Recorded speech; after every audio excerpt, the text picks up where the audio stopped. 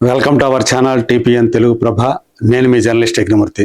Dragon NTR కథానాయకుడిగా నటిస్తున్నటువంటి cinema దేశవ్యాప్తంగా కేజీఎఫ్ సినిమా తోటి టాప్ లీగ్ డైరెక్టర్ గా పేరు తెచ్చుకున్నటువంటి ప్రశాంత్ నీల్ రూపొందిస్తున్నటువంటి సినిమా. సో రీసెంట్ గా జూనియర్ ఎన్టీఆర్ పుట్టినరోజు మే 20వ తేదీ వచ్చినటువంటి ఆ ఫస్ట్ గ్లిమ్స్ 4.5 నిమిషాల గ్లిమ్స్, అది అంటే ఒక ట్రైలర్ లాగా మనకి అనేక విషయాల్ని చెప్పిన సంగతి మనం చూసాం. శవాల గుట్టల మీద చేతిలో కరవాలం పట్టుకున్నటువంటి లోగర్ క్యారెక్టర్ ని మనం చూసాం. అందులో ఆ లోగర్గా లోగర్ అవతారం.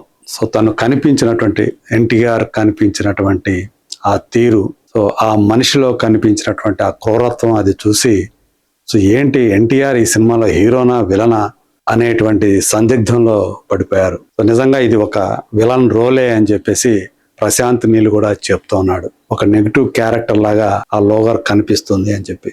అయితే ఇప్పుడు ఆ ఫస్ట్ గ్లిమ్స్ వచ్చిన తర్వాత ఈ సినిమా కథ ఎలా ఉంటుంది అనేటువంటి అనేక థీరీలు, అనేక ఊహాగానాలు ఇప్పుడు చక్కర్లు కొడుతూ ఉన్నాయి సోషల్ మీడియాలో.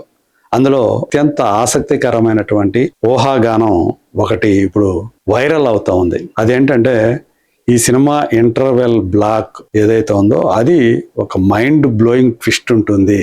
ఆ ట్విస్ట్ ఏంటంటే జూనియర్ ఎన్టీఆర్ క్యారెక్టర్ ఏదైతే లోగర్ ఉందో అది ఇంటర్వెల్లో ఆ క్యారెక్టర్ ముగిసిపోతుంది, అంటే ఆ క్యారెక్టర్ చచ్చిపోతుంది అనేది ఆ వినిపిస్తున్నటువంటి ఒక థీరీ. స్టోరీలో అంటే ఊహాగానాల్లో నుంచి వచ్చినటువంటి ఒక థీరీ. అది ఎట్లా మరి లోగర్ చచ్చిపోతే అంటే, సో ఏదైతే డ్రాగన్ అని చెప్పేసి టైటిల్ ఉందో లోగర్ చచ్చిపోయిన తర్వాత ఆ డ్రాగన్ క్యారెక్టర్ వస్తుంది అనేది ఆ థీరీలో, ఆ కథలు, ఆ ఊహాగానాల్లో ఒక అంశం. సో తనే డ్రాగన్ వచ్చి లోగర్గా యాక్ట్ చేస్తాడు అనేది ఇప్పుడు బాగా వైరల్ అవుతున్నటువంటి విషయం.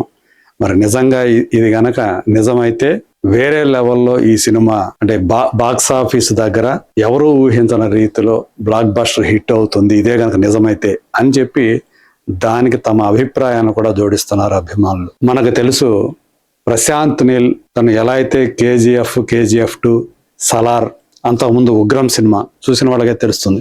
ఇవన్నీ కూడా ఒక టెంప్లెట్ లో నడిచేటువంటి కథలే.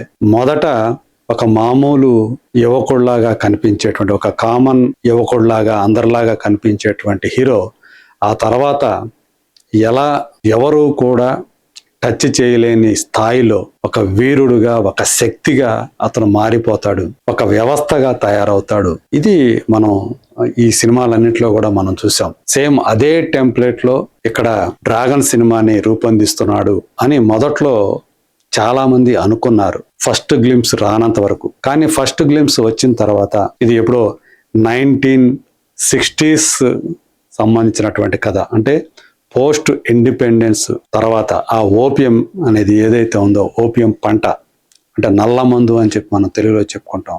అది దాన్ని ఒకటేమో అంటే ఇక్కడ 2 ప్రధానమైనటువంటి వ్యవస్థలు కనిపిస్తాయి.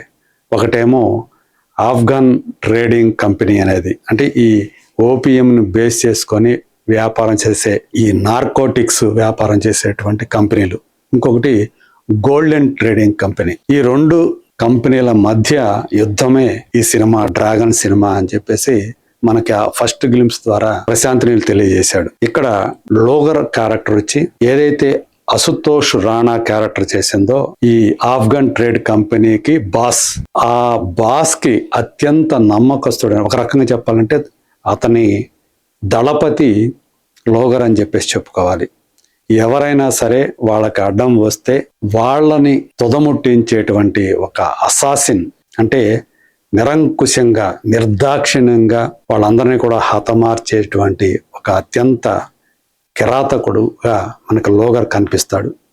తన వద్ద అంటే ఆ ఏటీసీ ఏదైతే ఉందో ఆఫ్ఘన్ ట్రేడ్ కంపెనీకి 91 మంది ఒక బ్యాచ్ ఉంటుంది. వాళ్ళే ఎక్కడికైనా వెళ్ళేసి ఏ పని అయినా సరే, అది ఎంత క్లిష్టమైనా సరే చేసుకొచ్చేటువంటి అసాసిన్స్ వాళ్ళందరూ కూడా.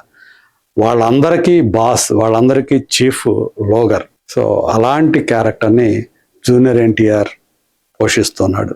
సో అంటే విలన్, అంత కరడు కట్టినటువంటి విలన్గా మనకు కనిపించబోతున్నాడు.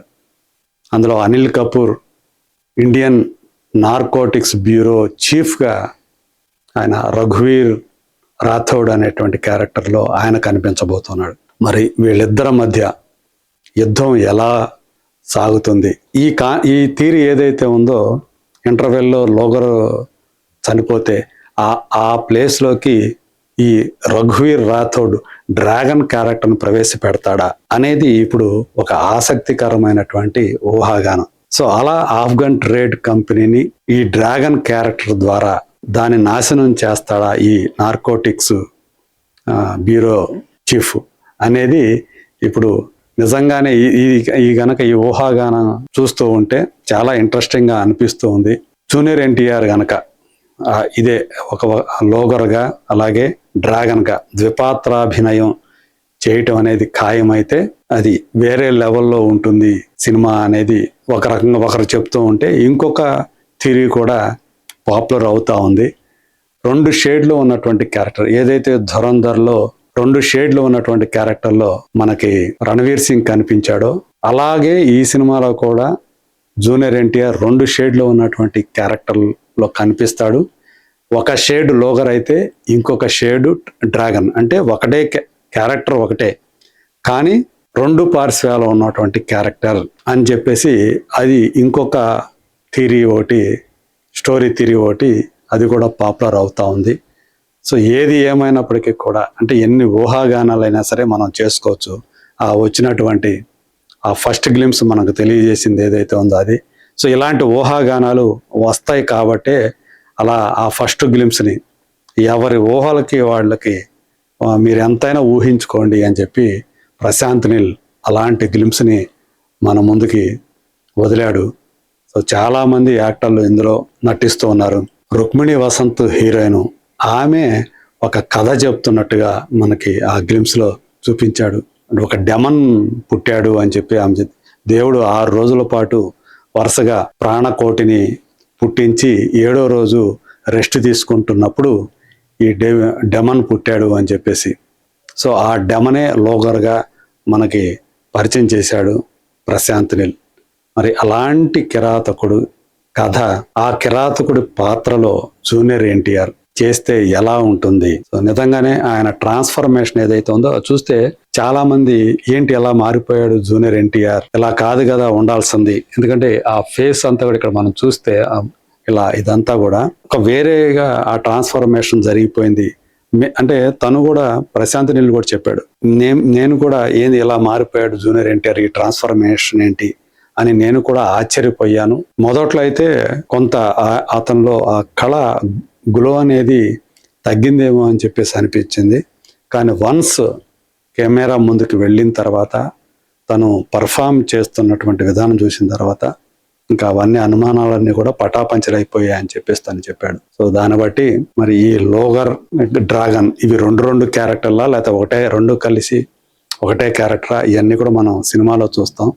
ఏదేమైనా ఇప్పుడు బయటకు వస్తున్నటువంటి ఈ పాపులర్ థియరీస్ ఏవైతే ఉండేవో అవి నిజంగానే ఇంట్రెస్టింగ్గా ఉన్నాయి. వాటిలో మరి అది నిజమవుతుందా లేకపోతే ఈ ఊహలకి భిన్నంగా ప్రశాంత్ నీల్ డ్రాగన్ సినిమాని మన ముందుకు తీసుకొస్తాడా? ఇవన్నీ తెలుసుకోవాలంటే 2027 జూన్ 11వ తేదీ దాకా మనం ఆగాలి. కానీ ఈ లోపల అనేక రకాల థియరీలు వస్తాయి.